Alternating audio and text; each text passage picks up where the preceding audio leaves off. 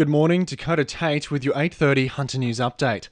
A skip bin's fallen off the back of a truck on Lookout Road early this morning, hitting multiple cars. One lane was closed near McCaffrey Drive, but it's since been cleared by a tow truck. Biosecurity investigators are looking into a new outbreak of red spot disease in the Myall Lakes. 10 bream caught at tea gardens last week showed signs of the disease. There's concern the health of the waterways could be poor, with blue-green algae also being reported. It's thought recent rainfall and a build-up of sand blocking the river entrance could be leading to low salinity. An immunologist from the University of Newcastle has been recognised at the 2021 Indigenous STEM Awards. Dr. Guy Cameron is a proud Wailwan man living in Newcastle and received the STEM Professional Career Achievement Award for his work to improve the experiences of clinical care patients.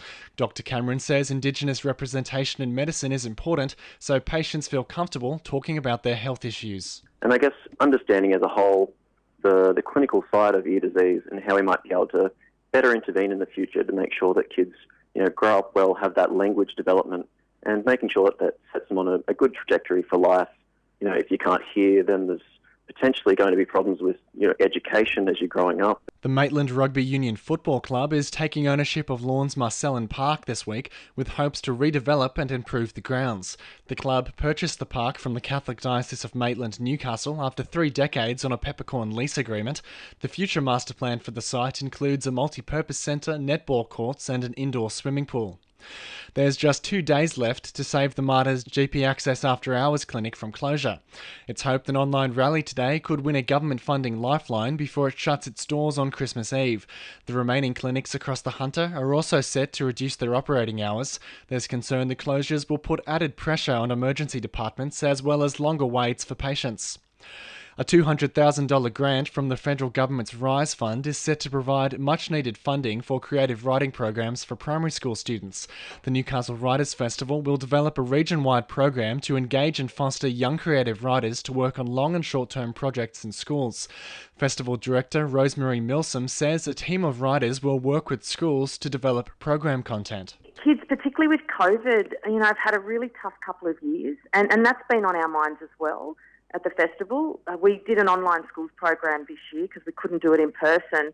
I think kids really want that person-to-person interaction. It could be life-changing for some kids. I think, it's really important to be able to tell your own story and express yourself. Local GPs say they've been swamped by people looking for medical clearance after spending 2 weeks in isolation with COVID-19.